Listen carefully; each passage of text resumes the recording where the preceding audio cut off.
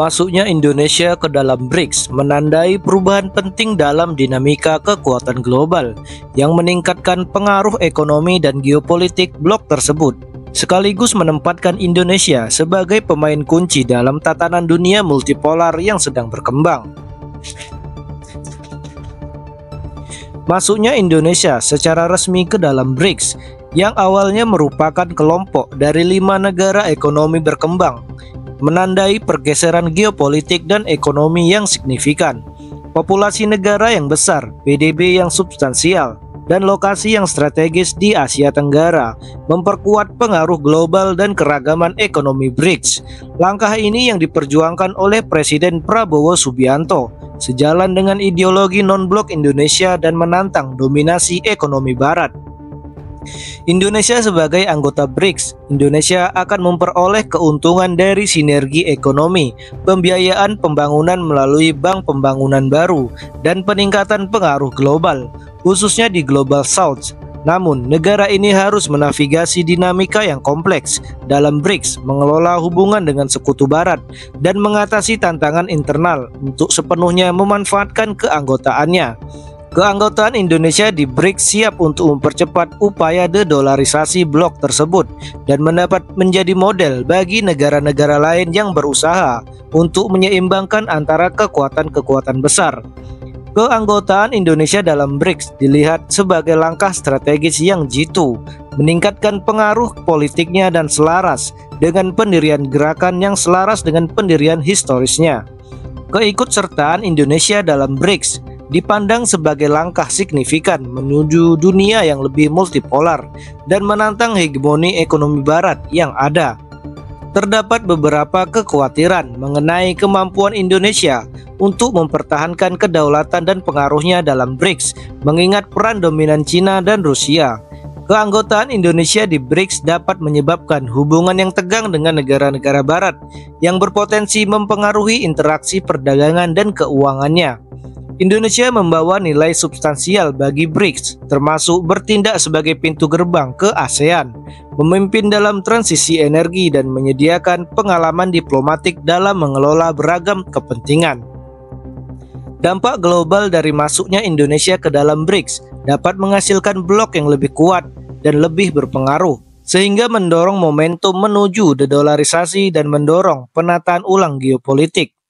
Peran Indonesia dalam BRICS dilihat sebagai peluang bagi negara ini untuk membentuk tatanan dunia baru, sekaligus risiko yang dapat dirusak oleh tantangan internal dalam persaingan geopolitik BRICS. Bagaimana peran Indonesia dalam ekonomi global berubah sebagai hasil dari aksesinya ke BRICS, dan apa artinya ini bagi keseimbangan kekuatan di dunia? Indonesia telah resmi bergabung dengan BRICS, kelompok negara berkembang yang awalnya terdiri dari Brazil, Rusia, India, dan Tiongkok, dan Afrika Selatan. Langkah ini dapat mengubah skala kekuatan di dunia. BRICS memperoleh keragaman geografis dan kekuatan ekonomi sebagai hasil dari keterlibatannya. Penerimaan Indonesia merupakan titik balik yang signifikan bagi masa depan dunia multipolar dan bagi bangsa itu sendiri. Kita harus menguraikan lapisan-lapisan tersebut untuk memahami besarnya perkembangan ini, termasuk alasan dibalik masuknya Indonesia, implikasinya terhadap BRICS, dan reaksi sistem politik dan ekonomi internasional.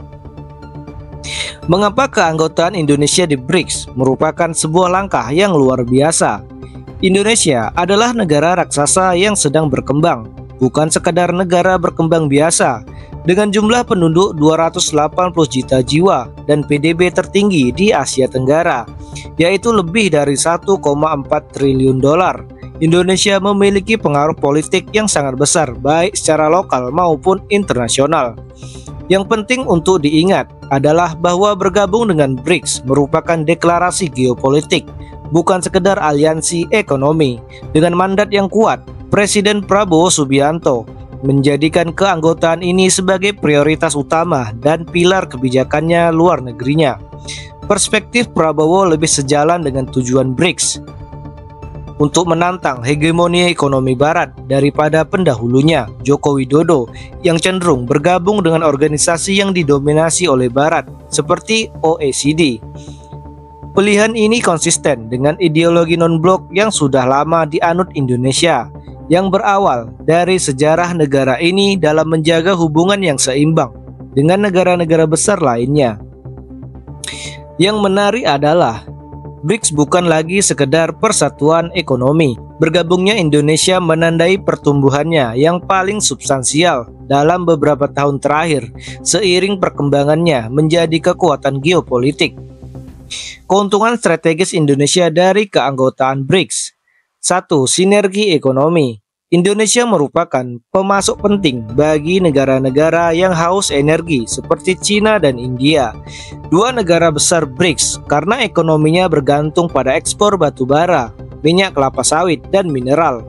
Hubungan ekonomi yang lebih baik, ketergantungan yang lebih sedikit pada pasar barat, dan mungkin mata uang yang lebih kuat sebagai hasil dari upaya de-dolarisasi BRICS semuanya dimungkinkan oleh keanggotaan.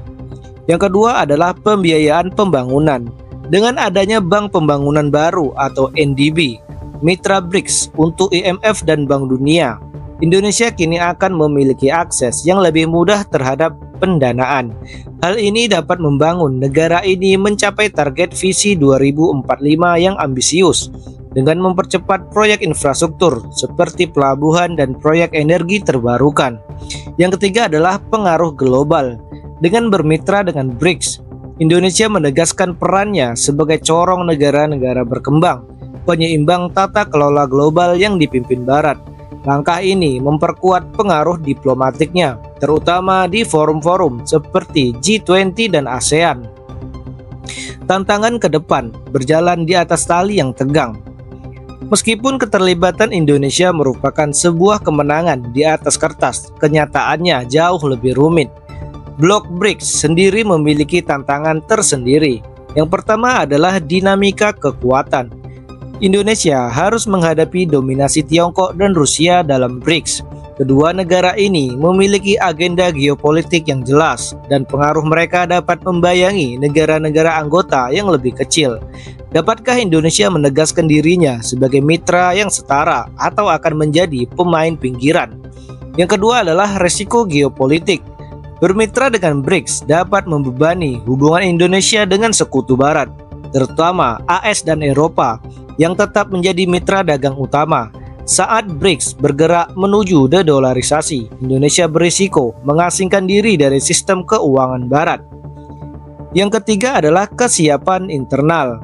Agar Indonesia dapat sepenuhnya memanfaatkan keanggotaan BRICS, Indonesia harus mengatasi tantangan domestik, termasuk kesenjangan infrastruktur, inefisiensi regulasi, dan korupsi.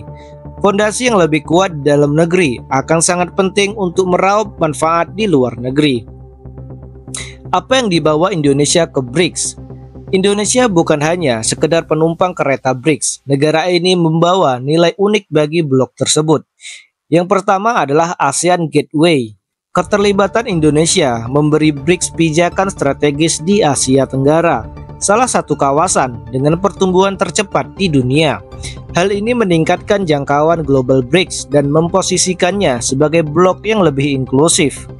Yang kedua adalah kepemimpinan transisi energi. Sebagai produsen nikel terbesar di dunia, komponen utama untuk baterai dan kendaraan listrik, Indonesia berada di garis depan transisi energi hijau. Hal ini sejalan dengan dorongan BRICS untuk menantang dominasi Barat dalam industri yang sedang berkembang. Yang ketiga adalah persatuan di tengah keberagaman.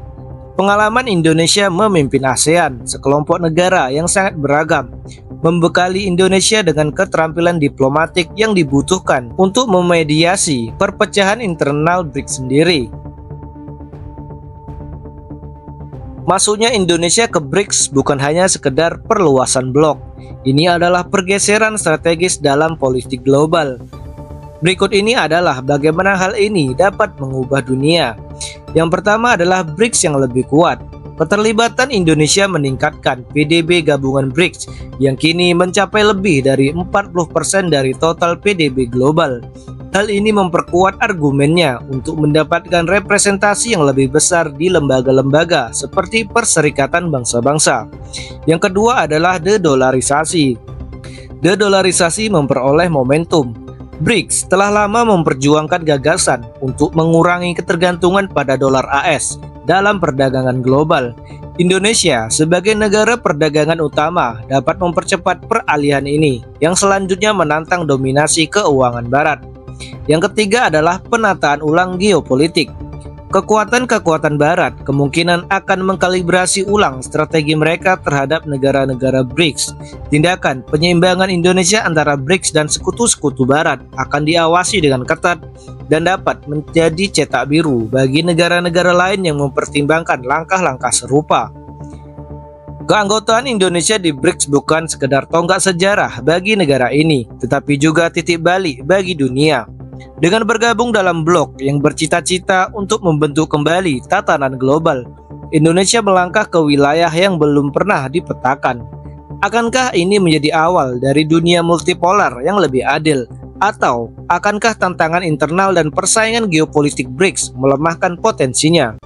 Satu hal yang pasti, keputusan Indonesia untuk bergabung dengan BRICS merupakan risiko yang diperhitungkan. Indonesia harus membuktikan bahwa negara ini bukan hanya peserta dalam tatanan baru ini, tetapi juga pemimpin